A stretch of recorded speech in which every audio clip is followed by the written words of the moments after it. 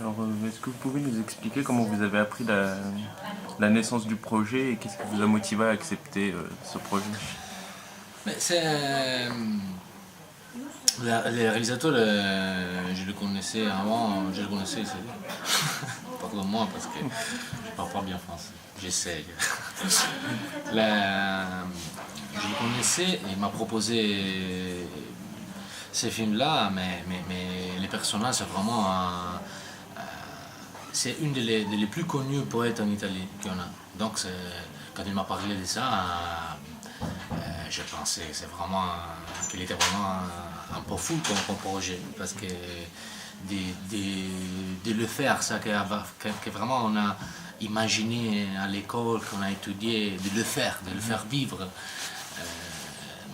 Je pensais vraiment qu'il était un hasard, non? C'est-à-dire un Nazi. Non, un hasard. Un hasard. Alors, mais après, on a parlé de comme lui voulait raconter. Et comme c'est de parler plus de qu'il n'était pas un biopic. Parce qu'on fait beaucoup de choses dans la TV, des séries qui en fait ils parlent de on l'appelle les biopics, non?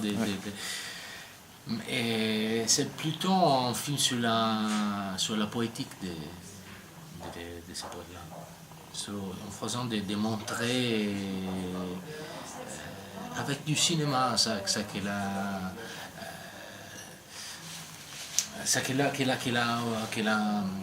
le poème essaye de montrer. Parce qu'en fait, un poème, c'est un essaye de montrer ça que tu ne peux pas dire, non, de le montrer derrière des mots. En fait, le cinéma, ça peut être la même chose, non? Il y a une arme en più. Une arme? Une arme en più.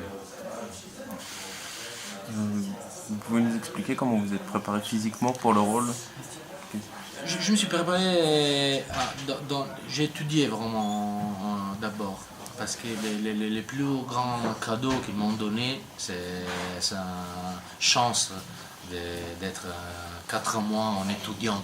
Mais c'est déjà beaucoup à mon âge. Et avec tous les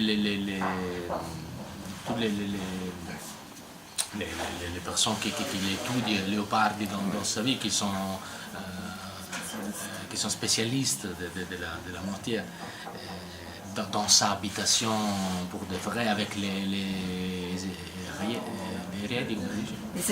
héritiers qui m'ont aidé vraiment. C'était un cadeau. Je ne voulais pas commencer au travail, à lui faire. Je voulais seulement de l'étudier.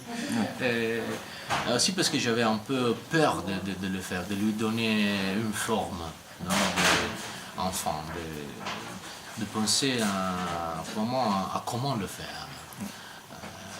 Parce que comme lui, je n'aime pas de construire les choses au dehors, genre de les vivre. J'essaie de faire comme ça. Vous connaissiez bien ses œuvres avant le tournage ou vous aviez vraiment... Non, je ne le connaissais pas très bien. Et en plus, il a écrit tellement de choses sauf que les spécialistes, c'est vraiment difficile de lire tout ce qu'il a écrit. J'ai lu beaucoup de lettres, de ça qu'ils ont écrit sur lui. Après, j'ai commencé à lire les œuvres, mais la plupart du temps, j'étudiais les lettres, parce qu'il a écrit beaucoup de lettres à tout le monde, à ses parents, à ses amis, et c'est en faisant de comprendre des choses que dans les œuvres, tu ne comprends pas. Par exemple, il était vulgaire, il était machin. Il était Vivant. Est-ce que vous pensez que Leopardi était un peu comme Alfred de Musset qui avait déclaré « Je suis venu trop tard dans un monde trop vieux » est-ce qu'on pourrait penser à une situation similaire? Ouais, mais je pense qu'il était trop tard mort. Forcément, il est pas resté beaucoup de temps parce qu'il est mort à 38 ans. Donc, il était comme un enfant tout le temps. Il est né, il est mort. Il était un enfant, il n'est pas mort en fait, parce qu'il dit chaque fois que tu lis quelque chose qu'il a écrit.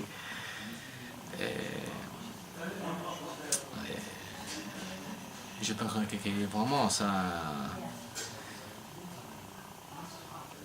Il peut nous montrer que quand tu écris quelque chose, il reste.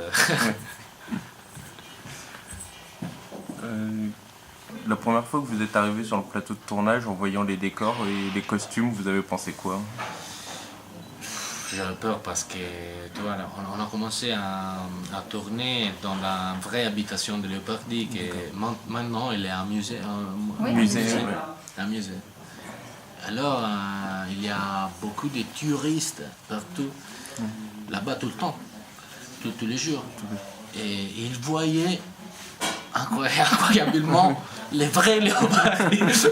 Et alors, pour moi, le problème, il était d'arrêter et concentrer dans la pièce. D'abord ça, vraiment les premiers jours, je disputais avec ça, parce que tout le temps avec les gens, avec les mobiles, pour faire des photos, pour faire les...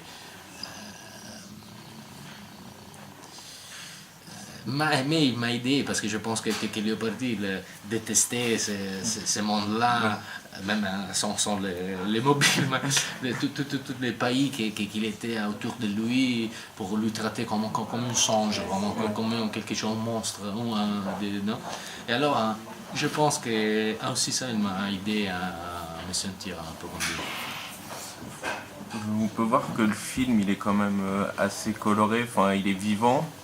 Et donc Leopardi, lui, c'est plutôt un personnage sombre, il est reclus un peu sur lui-même. Est-ce qu'on peut faire un parallèle entre ces deux contrastes?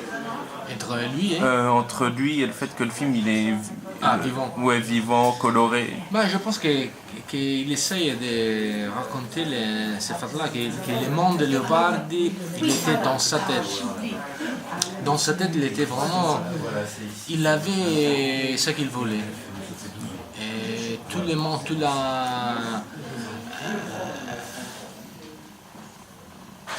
c'est qu'on est habitué à penser Leopardi comme un désespéré, triste. En fait, il n'était pas comme ça. Il était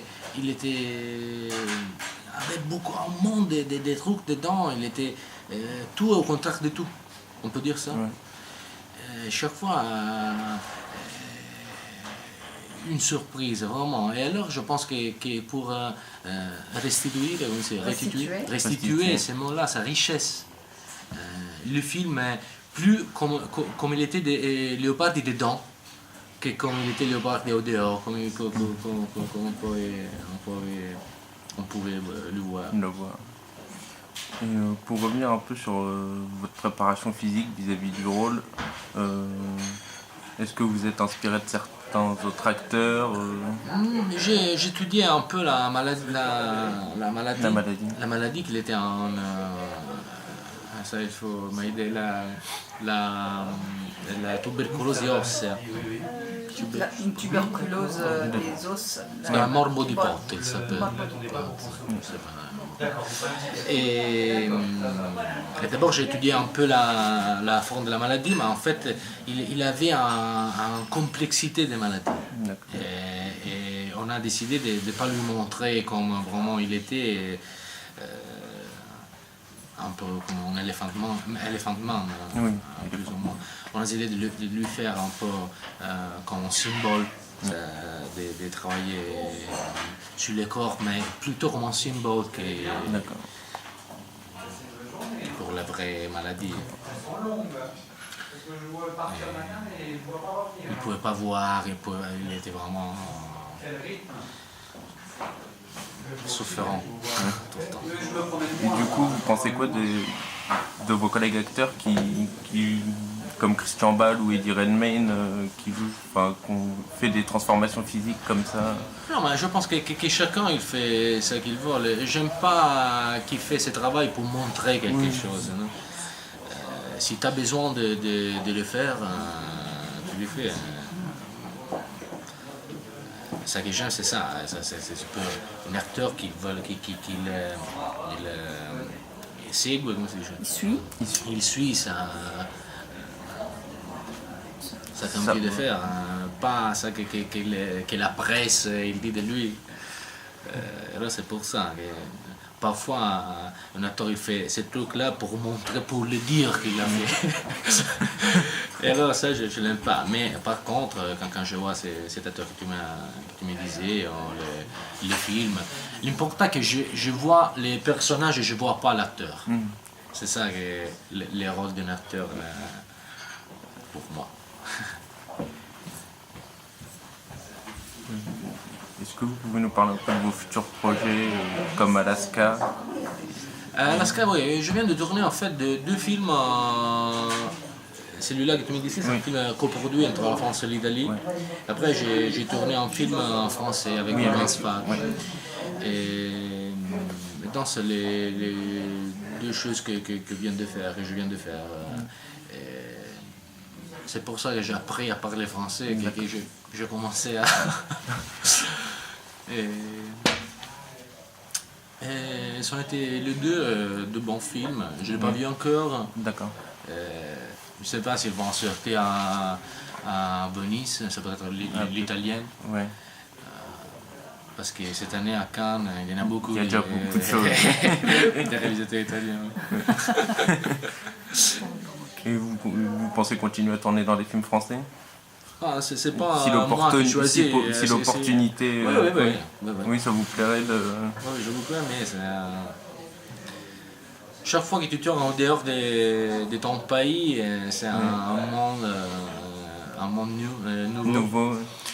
Et en plus, en France, vous êtes très sérieux. Juste mesure, non, entre le sérieux et la légèreté qu'il faut avoir. J'aime pas la façon américaine de le faire très industriel.